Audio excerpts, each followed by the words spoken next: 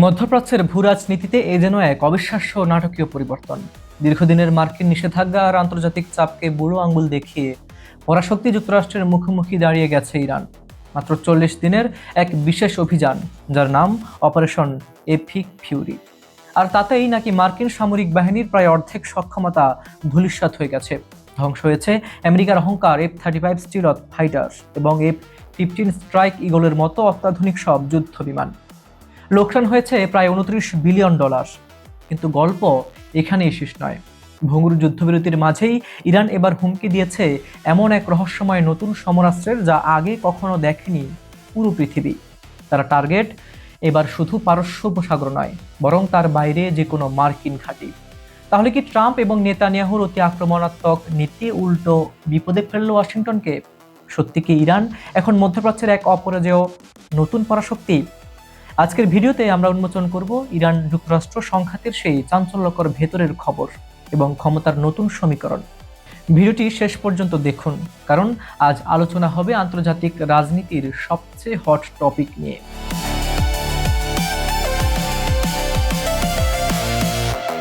মধ্যপ্রাচ্যের ভূ রাজনীতিতে এক নাটকীয় পরিবর্তন লক্ষ্য করা যাচ্ছে। দীর্ঘদিনের নিষেধাজ্ঞা ও আন্তর্জাতিক চাপকে বুড়ো আঙুল দেখিয়ে এই অঞ্চলে এক নতুন পরাশক্তি হিসেবে আবির্ভূত হয়েছে ইরান। সাম্প্রতিক ঘটনা প্রবাহ এবং সামরিক বিশ্লেষকদের মতে ইরান এখন পারস্য উপসাগরের গণ্ডি পেরিয়ে বিশ্বমণ্ডল যুক্তরাষ্ট্রের মুখোমুখি দাঁড়ানোর সক্ষমতা অর্জন করেছে। দেশটির ক্রমবর্ধমান সামরিক শক্তি ও রণকৌশল প্রমাণ করে দিয়েছে যে মধ্যপ্রাচ্যে যে কোনো বড় সিদ্ধান্ত নিতে গেলে এখন তেহরানের অবস্থানকে উপেক্ষা করা অসম্ভব। আর এই অঞ্চলে অযাচিত হস্তক্ষেপ করতে এলে স্বয়ং পরাশক্তিকেও যে বড় ধরনের মাসুল গুনতে হতে পারে তা সাম্প্রতিক সংঘাতেই স্পষ্ট হয়ে উঠেছে।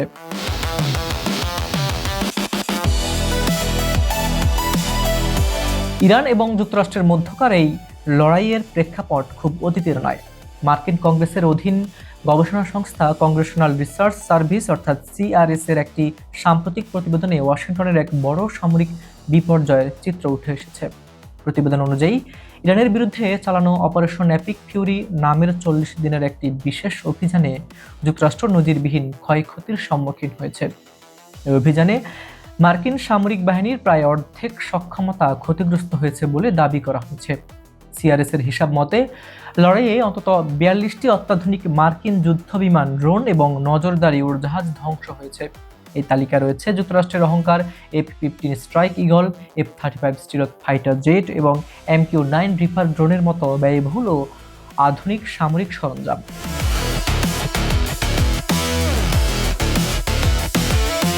শুধু সামরিক সরঞ্জাম হারানোই নয়, এই 40 দিনের যুদ্ধে যুক্তরাষ্ট্রের অর্থনীতিকেও বড় ধাক্কা লেগেছে।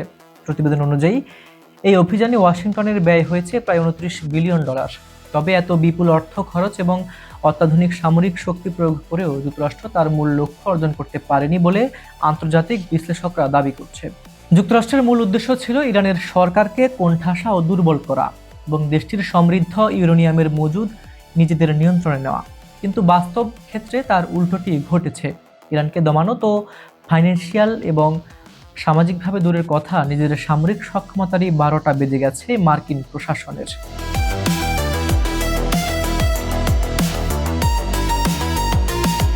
বর্তমানে ইরান ও যুক্তরাষ্ট্রের মধ্যে একটি ভঙ্গুর যুদ্ধবিরতি চলছে, তবে এই শান্ত পরিস্থিতি যে কোনো সময় আবার উত্তপ্ত হয়ে উঠতে পারে। ইরানের সশস্ত্র বাহিনী অত্যন্ত আক্রমণাত্মক ভাষায় হুঁশিয়ারি দিয়ে জানিয়েছে যে যদি এই যুদ্ধ আবার শুরু হয় তবে তারা এমন সব অস্ত্র ব্যবহার করবে যা শত্রুপক্ষ আগে কখনো দেখেনি। 23 মে আন্তর্জাতিক সংবাদ মাধ্যম তাসনিম নিউজ এজেন্সিতে প্রকাশিত এক প্রতিবেদনে ইরানের সামরিক সূত্রের বরাতে বলা হয়েছে, শত্রুদের অনুতপ্ত করতে এবার সম্পূর্ণ নতুন ধরনের সমরাস্ত্র প্রস্তুত রেখেছে তেহরান। সামরিক বিশ্লেষকদের ধারণা, এই নতুন অস্ত্র হতে পারে দীর্ঘপাল্লার নতুন প্রজন্মের ব্যালিস্টিক ক্ষেপণাস্ত্র, শব্দের চেয়ে কয়েক গুণ দ্রুত গতির হাইপারসনিক প্রযুক্তি কিংবা একযোগে ঝাঁক বেঁধে আক্রমণ করতে সক্ষম উন্নত ড্রোন নেটওয়ার্ক। ইরানের নতুন রণকৌশলের সবচেয়ে উদ্বেগজনক দিক হলো এর ভৌগোলিক পরিধি। তেহরান স্পষ্ট করে দিয়েছে যে তাদের সামরিক প্রস্তুতি এখন আর শুধু পারস্য উপসাগর বা মধ্যপ্রাচ্যের আঞ্চলিক সীমানার মধ্যে সীমাবদ্ধ নেই। ভবিষ্যতের যুদ্ধে মধ্যপ্রাচ্যের বাইরে থাকা মার্কিন সামরিক ঘাঁটি ও স্থাপনাগুলো ইরানের সরাসরি লক্ষ্যবস্তুতে পরিণত হতে পারে। তেহরানের সামরিক নেতৃত্বের দাবি, বিগত যুদ্ধে তারা তাদের পূর্ণ সামরিক শক্তির সামান্য অংশই ব্যবহার করেছিল। তাদের ভাষায়, আমরা যোদ্ধা, আমাদের প্রকৃত শক্তি শুধু যুদ্ধক্ষেত্রেই দেখতে পাবে শত্রুরা। এ বক্তব্য ওয়াশিংটন ও তেল আবিবের নীতি প্রণেতাদের মধ্যে নতুন করে উদ্বেগের জন্ম দিয়েছে। ইসরায়েলের উস্কানিতে সাড়া দিয়ে মার্কিন প্রেসিডেন্ট ডোনাল্ড ট্রাম্প ইরানকে ঘিরে অত্যন্ত কঠোর অবস্থান নিয়েছিলেন। হরমুজ প্রণালীর নিরাপত্তা, ইরানের ক্ষেপণাস্ত্র কর্মসূচি এবং পারমাণবিক ইস্যুকে কেন্দ্র করে তেহরানকে চরম চাপে ফেলতে একের পর এক অর্থনৈতিক ও সামরিক পরিকল্পনা নেয় ওয়াশিংটন। এমনকি পরিস্থিতি সামাল দিতে ট্রাম্প প্রশাসন বেইজিংয়ের সহায়তা চেয়েও খুব একটা সুবিধা করতে পারেনি। ফলাফল দাঁড়িয়েছে উল্টো। ওয়াশিংটনের এই অতি আক্রমণাত্মক নীতির কারণে আন্তর্জাতিক কূটনীতিতে যুক্তরাষ্ট্রের অবস্থান আগের চেয়ে অনেক বেশি জটিল ও একঘরে হয়ে পড়েছে। আর অন্যদিকে যৌথ বৈশ্বিক চাপের মুখেও নিজেদের প্রতিরক্ষা সক্ষমতা অক্ষুণ্ণ রাখতে পেরে ইরানের আত্মবিশ্বাস এখন তুঙ্গে। ইরানের এই উত্থানে সবচেয়ে বেশি শঙ্কিত তাদের আঞ্চলিক প্রতিদ্বন্দ্বী ইসরায়েল। ইসরায়েলের প্রধানমন্ত্রী বেনিয়ামিন নেতানিয়াহু পরিস্থিতিকে আরও উত্তপ্ত করতে নতুন করে অভিযোগ তুলেছেন। তার দাবি, ইরানের কাছে এখন বিপুল পরিমাণ সমৃদ্ধ ইউরেনিয়াম রয়েছে, যা দিয়ে দেশটি খুব দ্রুত একাধিক পারমাণবিক অস্ত্র তৈরি করতে সক্ষম। এই ইউরেনিয়াম উদ্ধারের অজুহাত দেখিয়ে নেতানিয়াহু আবারও ইরানের বিরুদ্ধে নতুন করে সামরিক অভিযানের হুমকি দিচ্ছেন। তবে দীর্ঘদিনের ইতিহাস ও বর্তমান বাস্তবতা এটাই প্রমাণ করে যে কেবল হুমকি, নিষেধাজ্ঞা কিংবা সামরিক চাপ দিয়ে ইরানকে আর দমানো সম্ভব নয়। বরং সব বাধা ডিঙিয়ে ইরান নিজেকে মধ্যপ্রাচ্যের এক অপরাজেয় ও নতুন পরাশক্তি হিসেবে প্রতিষ্ঠিত করে চলেছে। সুপ্রিয় দর্শক, বাস্তবতা এটাই প্রমাণ করে যে কেবল হুমকি, নিষেধাজ্ঞা, কেবল সামরিক চাপ দিয়ে ইরানকে আর দমানো সম্ভব নয়। বরং সব বাধা ডিঙিয়ে ইরান নিজেকে মধ্যপ্রাচ্যের এক অপরাজেয় ও নতুন পরাশক্তি হিসেবে প্রতিষ্ঠিত করে চলেছে। আর এদিকে ওয়াশিংটন আর তেহরানের এই স্নায়ুযুদ্ধ কি শেষ পর্যন্ত এক রক্তক্ষয়ী বিশ্বযুদ্ধের দিকে রূপ নেবে, নাকি ডোনাল্ড ট্রাম্প ও নেতানিয়াহুকে পিছু হটে মেনে নিতে হবে ইরানের এই নতুন ভূরাজনৈতিক বাস্তবতা? আপনাদের কি মনে হয়, আমেরিকার এই বিশাল ক্ষয়ক্ষতি কি আসলেই তাদের রণকৌশলের ভুল, নাকি ইরান সত্যি অপ্রতিরোধ্য হয়ে উঠেছে? আপনার মূল্যবান মতামত অবশ্যই নিচের কমেন্ট বক্সে লিখে জানান।